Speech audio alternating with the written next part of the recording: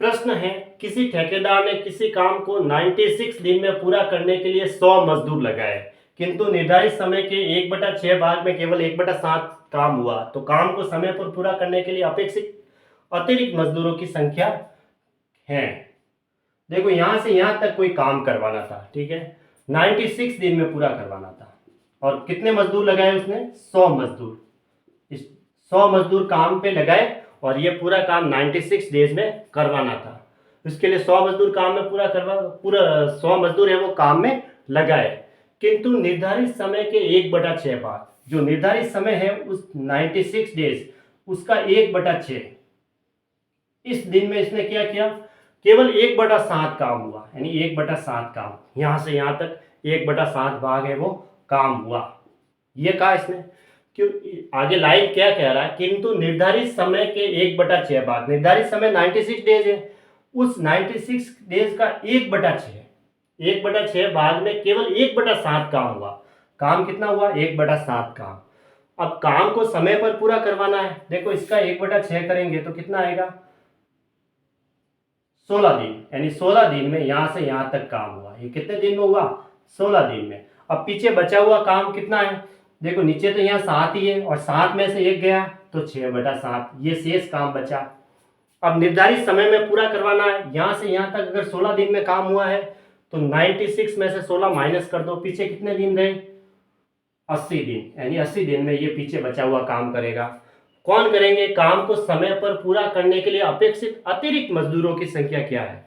अतिरिक्त मजदूर लगाए जा रहे हैं, एक्स्ट्रा मजदूर लगाए जा रहे हैं, तो 100 मजदूर तो काम कर ही रहे थे, उसमें एक्स मजदूर एक्स्ट्रा और लगा दो।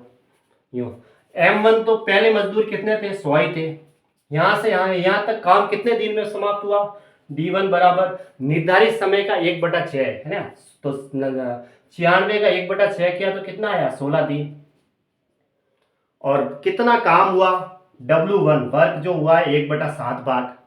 अब मजदूर क्या कितने लगाए जा रहे हैं, एक्स मजदूर एक्स्ट्रा है तो 100 प्लस एक्स मजदूर हो गए।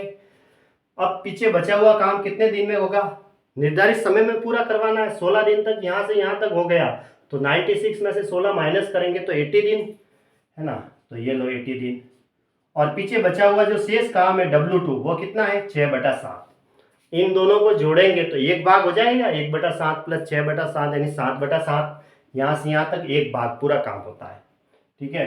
और ये शेष बचा हुआ कैसे आया, तो नीचे अगर 7 है तो नीचे 7, ऐसा कैसा, अब 7 में से 1 माइनस कर दो, ऊपर 6, ऐसे 6/7 हो गया।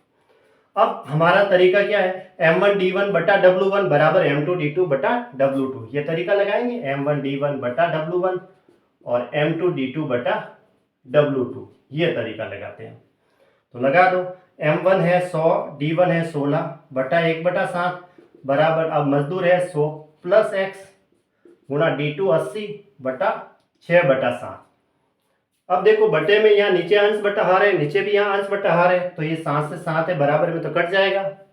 अब 16 से ये कितनी बार गया, 5 बार गया, 5 से ये कट रहा है 20 बार, 20 को 6 से मल्टीप्लाई करेंगे तो 120 बराबर कितना आया, 100 प्लस एक्स, तो 100 को इस साइड में ला देंगे तो 20 बराबर एक्स, तो 20 बराबर एक्स आ गया, यानी अतिरिक्त मजदूरों की संख्या कितनी आई, 20 आ गई। कौन सा ऑप्शन सही है, ऑप्शन 20, ऑप्शन ए सही है, ऑप्शन ए में है 20 दिन, 20 मजदूर है ना, हाँ 20 मजदूर, तो ऑप्शन ए सही है, 20 मजदूर है ना।